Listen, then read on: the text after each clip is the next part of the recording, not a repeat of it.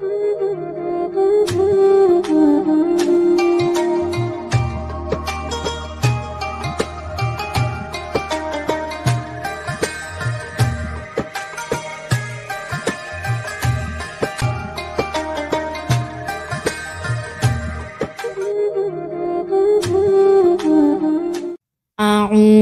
billahi minasy syaithanir rajim.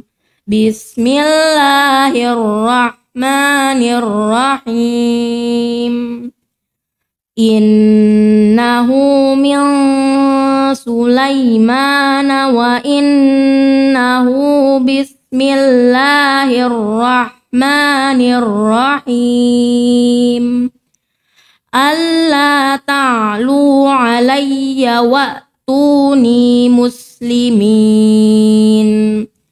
Qalat ya ayyuhal mala'u aftuni fi amri ma kuntu qati'atan amran hatta tashhadun. Qalu nahnu ulu quwwatin wa ulu ba'sin syadidin wal amru ilaiki fanzuri madza ta'murin. Qalat innal muluka idza dakhalu qaryatan afsaduha wa ja'alu a'izzata ahliha adillah wa kadzalika yaf'alun. Wa inni mursilatun ilaihim bihadiyatin fanadhiratum bima yarji'ul mursalun. Shadaqallahul azim. Bismillahirrahmanirrahim. Assalamualaikum warahmatullahi wabarakatuh. Alhamdulillahi rabbil alamin. Wassalatu wassalamu ala asrofil anbiya wal mursalin wa ala alihi wa sahbihi ajmain, amma ba'd. Apa kabar teman-teman? Bagaimana puasa teman-teman hari ini? Apakah sudah ada yang batal atau masih kuat nih sampai hari ini? Semoga kita semua diberikan kekuatan oleh Allah, kelancaran dalam menjalankan ibadah Ramadan tahun ini, agar kita sama-sama bisa meraih kemenangan dengan pahala yang insya Allah berikan kepada kita dari jerih payah selama ibadah puasa kita. Amin ya rabbal alamin. Teman-temanku, hari ini Pak Aziz akan membawakan sebuah kisah teladan Nabi, yaitu Nabi Sulaiman alaihi salam. Teman-teman pasti sudah tidak asing lagi nih dengan nama Nabi Sulaiman. Ya, pasti yang ada di benak teman-teman, Nabi Sulaiman itu adalah nabi dengan kekayaan yang sangat luar biasa, dan mukjizat yang Allah berikan kepada Nabi Sulaiman itu sungguh sangat luar biasa hebatnya. Hari ini Pak Aziz akan mengulas kembali tentang kisah Nabi Sulaiman. Teman-teman harap didengarkan dan disimak ya.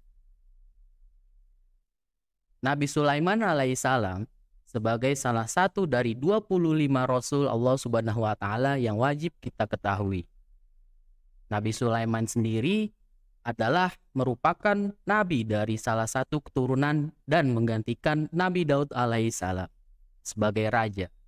Sejak kecil, Nabi Sulaiman telah menunjukkan banyak kecerdasan dan ketajaman dalam berpikir. Tak hanya itu teman-teman, ia juga sangat bijaksana dalam mengambil suatu keputusan. Ketika akhirnya Nabi Sulaiman menginjak usia yang cukup, Allah kemudian mengangkatnya sebagai nabi serta menjadi raja di kerajaan Israel. Nabi Sulaiman alaihissalam juga tidak hanya berkuasa atas manusia saja teman-teman. Namun bagi semua makhluknya ya, makhluk ciptaan Allah yaitu jin maupun binatang itu semua berada di bawah pimpinan Nabi Sulaiman alaihissalam. Tidak heran teman-teman, jika Nabi Sulaiman akhirnya memahami semua bahasa, termasuk bahasa binatang. Ya, Nabi Sulaiman bisa berbicara dengan binatang, teman-teman. Ia juga dikenal sebagai raja yang kaya raya. Ya, Nabi Sulaiman memiliki istana yang sangat megah dan indah yang dibangun oleh gotong royong binatang, manusia, bahkan jin turut ikut membantu membangun istana Nabi Sulaiman. Tidak ada kemegahan yang bisa menandingi kekayaan kerajaan Nabi Sulaiman sampai saat ini. Diceritakan bagaimana Nabi Sulaiman yang memahami bahasa binatang, kemudian pada suatu ketika Nabi Sulaiman melewati suatu tempat bersama para pasukannya yang terdiri dari manusia, jin, dan burung-burung saat hendak melewati sebuah lembah. Ternyata di lembah tersebut adalah rumah bagi banyak semut, teman-teman. Kisah ini juga tertuang dalam Al-Quran surat An-Naml ayat 18, yang artinya, hingga saat mereka sampai di lembah semut, berkatalah seekor semut, "Wahai semut-semut, masuklah ke dalam sarang-sarangmu, agar kamu tidak diinjak oleh Sulaiman dan bala tentaranya." Sedangkan mereka tidak menyadari. Nah, teman-teman, Nabi Sulaiman yang kemudian mendengar hal tersebut tertawa dan tersenyum. Ia juga memerintahkan bala tentaranya agar berhati-hati saat melangkah, karena di tempat tersebut adalah rumah bagi para semut. Seperti dijelaskan dalam Al-Quran surat An-Naml ayat 19, yang artinya, maka dia, Sulaiman, tersenyum dan tertawa saat mendengar perkataan semut itu. Dia berdoa, "Ya Tuhanku, anugerahkan aku ilham agar tetap mensyukuri nikmat-Mu yang telah Engkau anugerahkan kepadaku dan kepada orang tuaku, dan agar aku mengerjakan kebajikan yang Engkau ridhoi, dan masukkanlah aku dengan rahmat-Mu ke dalam golongan hamba-hamba-Mu yang soleh." Nah, itu sedikit cerita tentang Nabi Sulaiman dengan semut, ya, di mana Nabi Sulaiman mendengar pembicaraan semut ketika Nabi Sulaiman ingin melewati suatu lembah yang di mana lembah itu berisi banyak sekali sarang-sarang semut, teman-teman. Kisah selanjutnya adalah kisah Nabi Sulaiman tentang Ratu Balqis. Teman-teman, ada yang sudah tahu Ratu Balqis? Kalau belum ada yang tahu, Pak Aziz akan memberitahu siapa itu Ratu Balqis. Ratu Balqis adalah seorang pemimpin dari suatu negeri yang bernama Negeri Saba.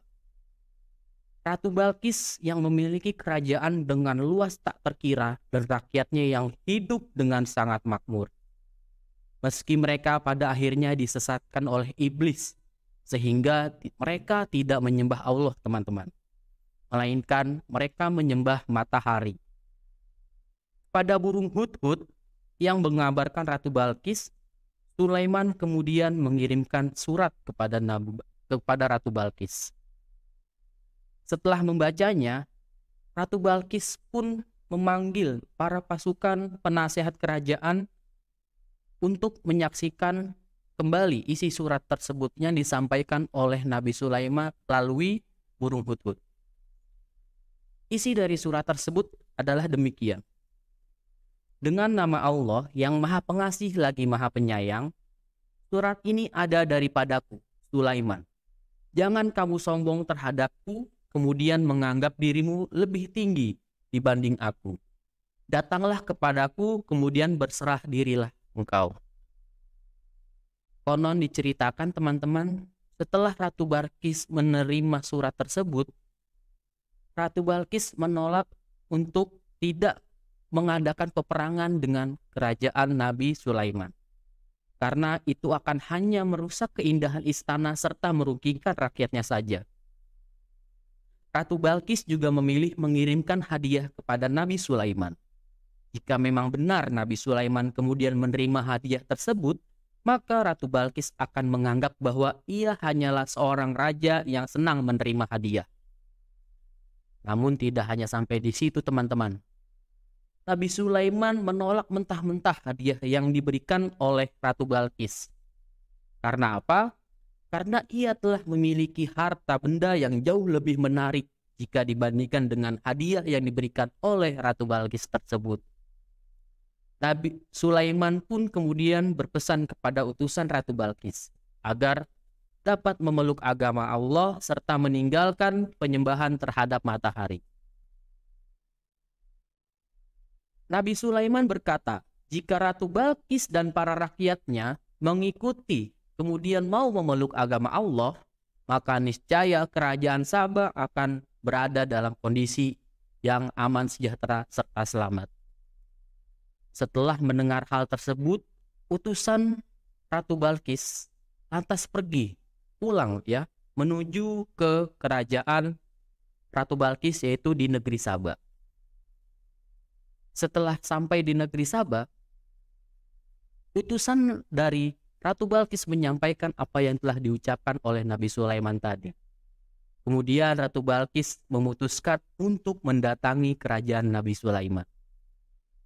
Oke teman-teman, sampai di sini setelah Nabi Sulaiman mengetahui bahwa perjalanan Ratu Balkis menuju ke negerinya, Nabi Sulaiman kemudian bermaksud menunjukkan mukjizat kepada Ratu Balkis sebagai bukti atas kenabiannya, yaitu dengan kemampuannya dalam mendatangkan singgasana Ratu Balkis ke kerajaan Nabi Sulaiman.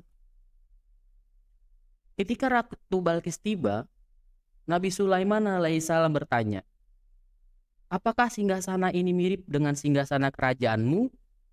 Ratu Balkis pun menjawab, ya, sepertinya ini memang milikku. Setelah memeriksanya, Ratu Balkis kemudian membenarkan bahwa singgasana tersebut adalah miliknya. Ratu Balkis pun terheran-heran, bagaimana bisa singgasana yang berada jauh di negeri Saba, singgasana miliknya itu tiba-tiba ada di hadapannya, yaitu berada di kerajaan Nabi Sulaiman alaihissalam.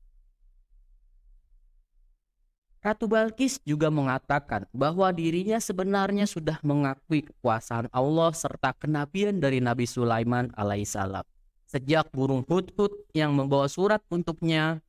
Namun, karena ia tinggal di kediaman yang dipenuhi ke orang-orang yang kufur, maka keimanan Ratu Balkis itu masih tertutupi oleh iblis, teman-teman. Namun setelah kejadian itu, Ratu Balkis bertaubat, mengikuti ajaran Nabi Sulaiman untuk memeluk agama Allah dan meninggalkan kebiasaannya dalam menyembah matahari. Masya Allah, teman-teman. Bagaimana kita lihat di sini kebijaksanaan dari seorang Nabi Sulaiman untuk menaklukkan ratu yang sombong untuk mengikuti ajarannya sehingga dia mau mengikuti dan menyembah Allah Subhanahu wa ta'ala. Itulah beberapa kisah mujizat yang dimiliki oleh Nabi Sulaiman alaihissalam.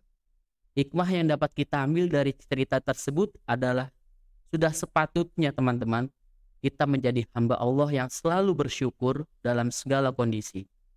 Menjadi pemimpin yang baik dan adil adalah pesan yang tersirat juga dalam kisah Nabi Sulaiman tersebut. Sebelum Pak Aziz akhiri teman-teman, semoga kita selalu semua diberikan kelancaran dan kemudahan dalam menjalankan ibadah Ramadan pada tahun ini ya anak-anak. Amin ya robbal alamin. Mungkin hanya itu saja yang dapat Pak Aziz sampaikan. Kurang lebihnya Pak Aziz mohon maaf. Wabillahi taufiq wal hidayah. Wassalamualaikum warahmatullahi wabarakatuh.